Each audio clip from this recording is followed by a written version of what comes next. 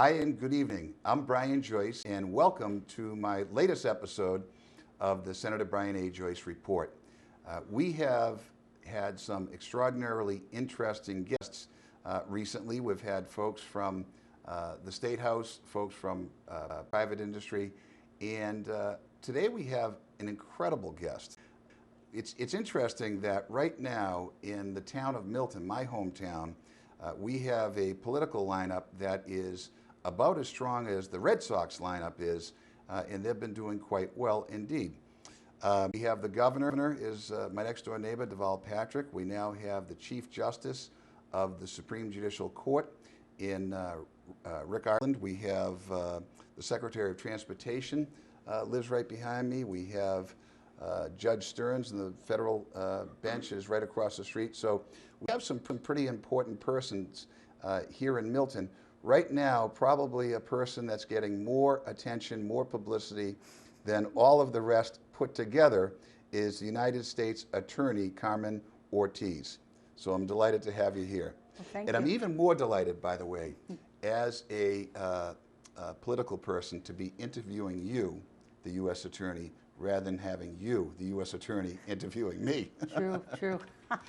So let me just, I have a little bit of U.S. Attorney Ortiz's background. She grew up in Spanish Harlem in New York City, the oldest of 5 children. Spent the summer before her senior year in D.C. interning for a congressman from California. So maybe you don't like Ronald Dellums, way back when. So hopefully you have a positive impression of some elected officials. Have she has her Juris Doctor degree from George Washington University. She was at the Center for Criminal Justice at the Harvard Law School, where she participated in the State Department's program to install judicial reforms in the Guatemalan legal system. And in 1990, Ms. Ortiz joined her Harvard colleague, Philip Heyman, on a commission charged by the NFL to investigate allegations of sexual harassment filed by a Boston sports reporter on the New England Patriots. I remember that was a pretty high-profile matter. And in 1992, Carmen was a member of the 6-person team appointed by the United States Senate to investigate the October surprise. Working with Special Counsel Reed Weingarten, Ms. Ortiz investigated claims that the 1980 Reagan-Bush campaign conducted improper dealings with the Iranian representatives to delay the release of American hostages to undermine President Carter's re-elections. My God, talk about dirty politics. Yeah. From 1983 to 88, and then from 91 to 95, she worked in the Middlesex District Attorney's Office. She was a prosecutor for violent crime offenses, and then director of the district courts, where she trained and supervised other district attorneys. She worked in the U.S. Attorney's Office for 12 years prior to becoming the United States Attorney. She was recommended by the late, great Senator Edward Kennedy and Senator John Kerry, was nominated by President Obama and confirmed by the U.S. Senate in November of 2009. Carmen is the first Hispanic and the first woman to be the Massachusetts U.S. Attorney. And as I mentioned, she lives here in Milton. I'm told that she enjoys spending her time reading, working out, and traveling. So of course, the first question is, what kind of workouts? I like to do the elliptical machine in the morning, and I like to do free weights as well. Okay, so you became U.S. Attorney, and right away you have high-profile prosecutions, very high-profile prosecutions.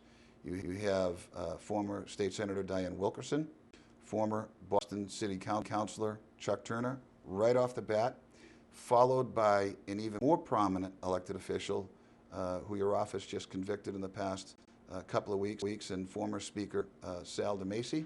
Correct. And now, my first question was not going to be about your workout. It was going to be, where's Whitey? Now we know where Whitey is. He's sitting in jail, and you're about to prosecute him. So you've had your hands full. That's correct. We've had a number of significant prosecutions, but I have to say I'm really the beneficiary of an office that is completely staffed by very talented, professional, committed, hardworking federal prosecutors. So I benefit from their hard work, quite frankly. You do. So what's the part of your job that you like the most? I like overseeing the variety of different cases that we do. Aside from the high-profile cases that we've been involved with and have been highly publicized in the media recently, we also do a tremendous amount of work in the national security and anti-terrorism arena. We have an anti-terrorism national security unit that's staffed with 7 attorneys. We do a tremendous amount of work with our Joint Terrorism Task Force and our Anti-Terrorism Advisory Council, and we do a bit of community outreach in national security and civil rights arena. We do a tremendous amount of work in the financial crime, focusing on securities fraud and other types of complex financial crimes. We do a tremendous amount of work in our healthcare fraud efforts as well. We've been involved in some of the biggest settlements in the country, one involving Pfizer for over $2.6 billion last year. $2.6 billion? Billion dollars. We settled for off-label marketing. Last year, we came to a settlement with GSK involving their Sierra plant in Puerto Rico for manufacturing adulterated prescription drugs. And that was a $750 million settlement that we came to. And we also have criminal prosecutions as well involving, pharmacists prescribing wrongful medications or really false billing to Medicare and Medicaid. So our work in the healthcare fraud arena is very big as well. And then we do a tremendous amount of work in youth violence prevention efforts in terms of our gun and gang violence efforts. And not only just on the law enforcement piece of investigating and prosecuting cases, but also in terms of our community outreach and working on prevention and intervention arena. So the variety of work, the ability to make an impact and make a difference, and really to work with my office in doing everything we can to keep the citizens of this Commonwealth safe. Wow. So it's a great job. It really is. It's an awesome, honestly, it's an awesome responsibility that you have. And I mean that sincerely. It's an awesome responsibility.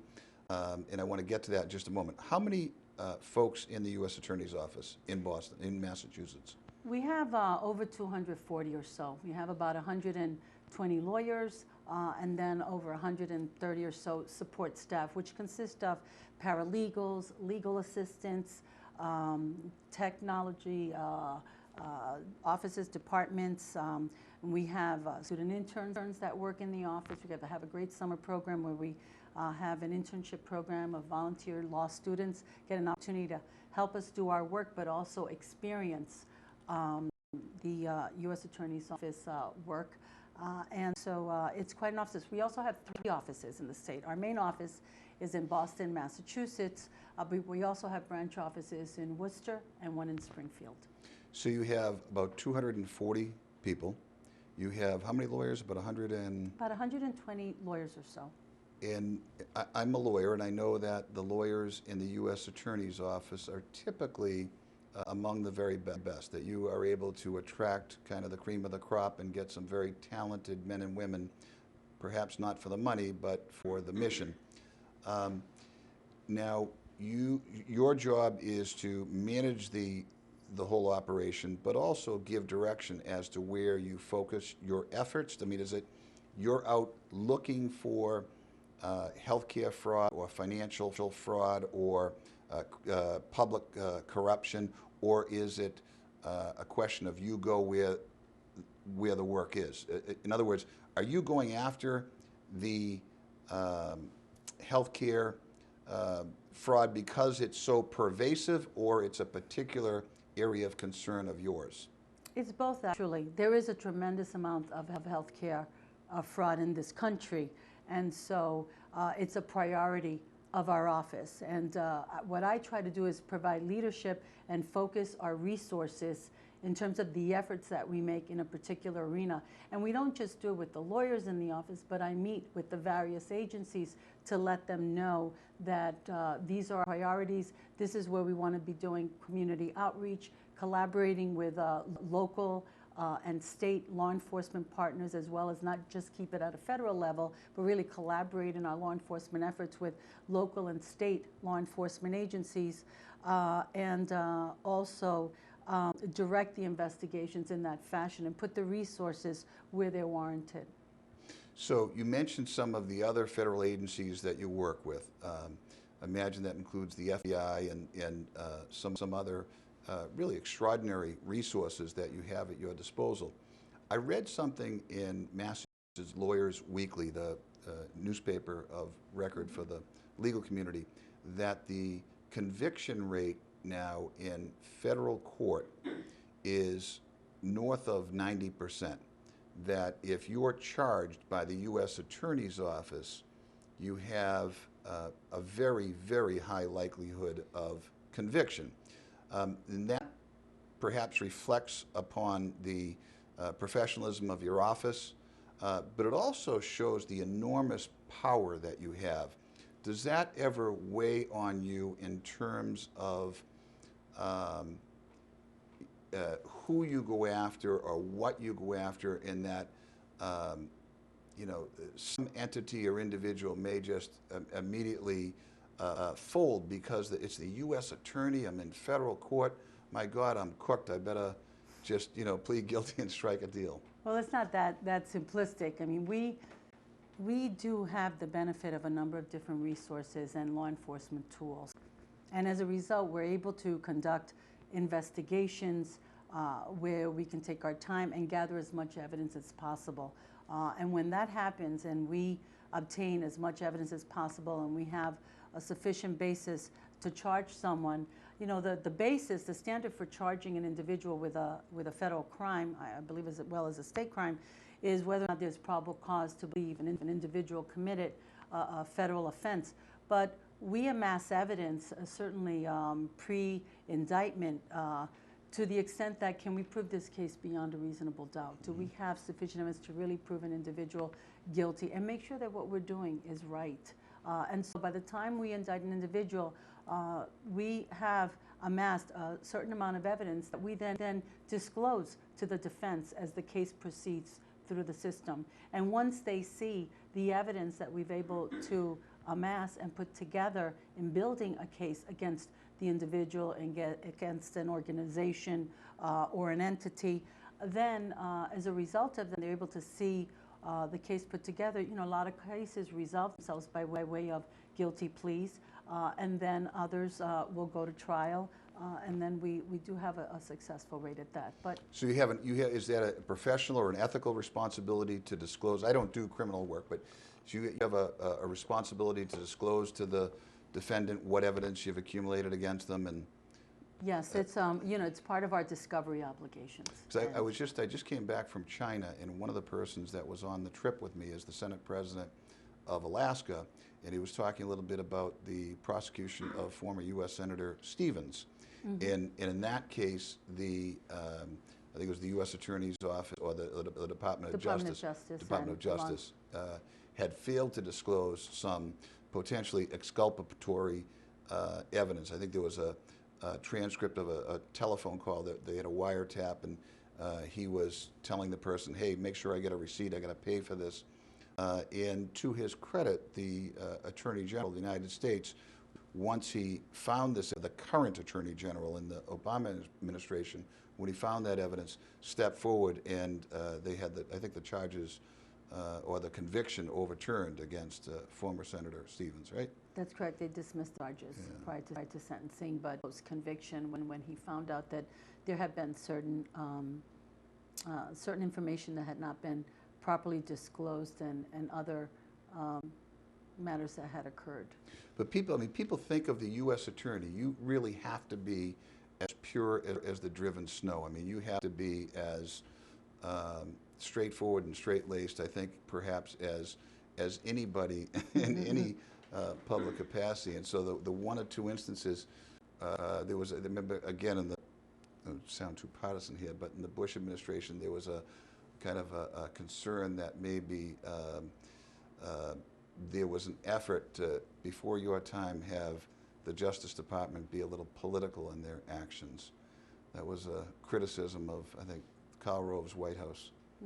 I really can't comment on that. I mean, I think, quite frankly, for most of my legal career, I've been a prosecutor, and but I've also done defense work as well in the past.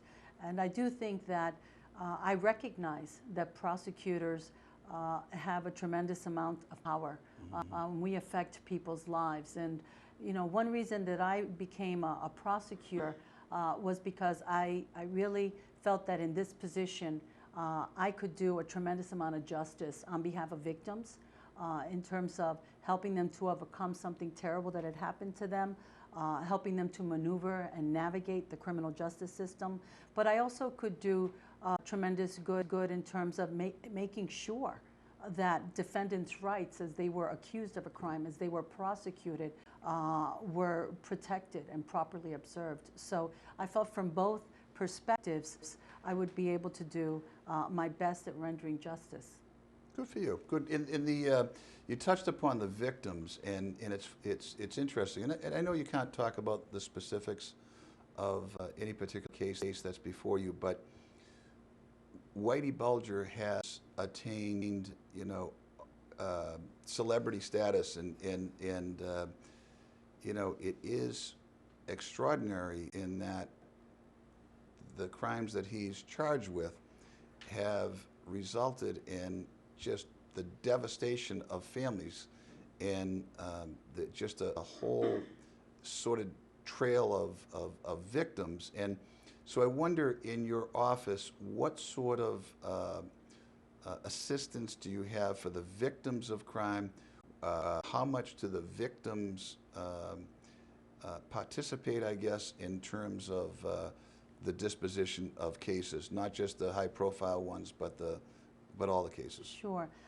You know, it hasn't always been the situation, but now, under federal statute, the victims have a number of rights. Right to be heard at different parts of a legal proceeding, a right to make an impact statement, to have some, and also to receive notification of what's happening. And our office has a victim witness unit with victim witness advocates, which reach out to the victims to let them know what is happening in a particular case as it proceeds through the process, from initial appearance and arraignment to status conferences to a guilty plea, a sentencing hearing, a trial. And so we try to provide that kind of a notification and also lend a hand of support in explaining what to expect when they do come into court. Because for some people who are not familiar, who are not lawyers, who are not familiar with the criminal justice system, it can be a very intimidating, frightening, confusing system. And so if we can help minimize the degree of confusion and fear and intimidation and explain it to them and let them know that we're here to help them navigate this process, you know, we're successful in that sense. And we do that with, you know, the victims that we have in our variety of different cases. One of the other areas you talked about was financial crimes, and I had dinner recently with a bank president who, you know, we joked about, you know, the old Willie Sutton, when he was asked why he robs banks. He said because that's where the money is. But yeah. They're not robbing banks now as much with pistols, but more with computers. He suggested that the biggest expenses now for banks are, you know, regulatory compliance, as we in government trying to regulate, you know, too late. Yeah. And then second is security. He said that, you know, they'll get hit dozens or hundreds of times a day electronically, people trying to pierce and hack into their systems. And so, in addition to kind of the old-fashioned crime fighting and prosecution inherent in your office, there must be a lot of cutting-edge stuff to keep current with all the latest technological capabilities that are used in crime. We have a cyber crimes unit, and it's a unit that has 4 attorneys in it. It's a unit also who did recently successfully prosecuted the TJX hacking case, Alberto Gonzalez, where so I go to TJ Maxx. I go to TJ Maxx and I give my credit card to purchase something. And so in the aggregate, there are hundreds of thousands or millions of these. This guy hacks in, pulls that number or pulls those hundreds of thousands of numbers, and then what? Sells them on the internet? Pretty much. Well, sells them through cohorts that he was working, co-conspirators that he was working with, not only in this country, but in the Ukraine and other parts of Europe, and then they sell those numbers. They take those numbers and actually utilize them to imprint brand new credit cards and ATM cards. They are able to uncover the PIN numbers, and this is all happening very rapidly, and then utilize them, not only to charge, but actually to pull out cash through ATMs and put cash in their pockets.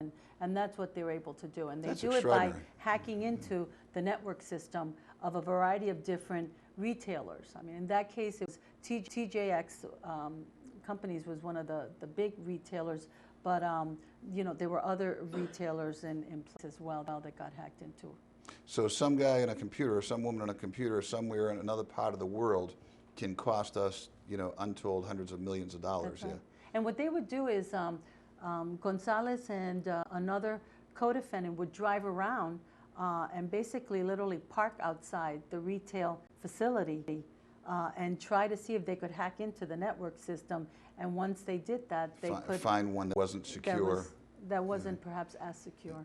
Yes, wow, as it could have been. But we're constantly learning. We recently we hosted a computer crimes, a high-tech crime conference where we had a variety of different, not only law enforcement agencies, but law firms and companies that the law firms represented in this entire, you know, computer security system, to basically reach out and indicate, you know, to come to us if they're experiencing, you know, certain problems or hacking or breaches that we as an agency could investigate and prosecute. Because I think by prosecuting hackers, it does send a message. It's the deterrent effect. Absolutely. To let them know that, you know, just because you're committing a crime vis-a-vis a computer or from your home office doesn't mean that we're not going to do our level best to investigate, track you down, and pursue justice the way that it should be.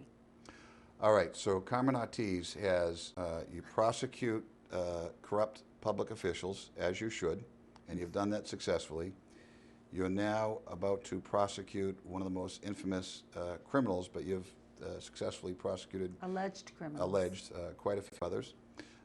You're helping to ferret out fraud in the healthcare system. You're helping to eliminate or at least fight cyber crimes. You're working out in the morning on your cyber machine. You also have 2 daughters? That's correct. How do you do it? Yeah. So you have 2 daughters, and you're wearing a lot of hats. I am, but you know what? I think that the reason that I can get it done is because I am supported. A lot of coffee, but no, I am surrounded by very talented people, both and really good, hardworking, supportive people, both professionally and personally, and so I think it helps me to navigate my life in that way. So do you think you'll be at this for quite a while? I hope so. No further plans, or are you going to be U.S. Attorney General someday, or? One never knows. One never knows. All right. Well, on that happy note, we'll end, and I thank you very, very much for taking time. It just worked out that I happen to have this scheduled with you during among your busier periods in an otherwise very busy life, and I thank you very much for taking the time to join us and speak with the folks of the Norfolk, Bristol, and Plymouth District. So thank you very much. Thank you, Brian. Thank you. Thank you, Senator.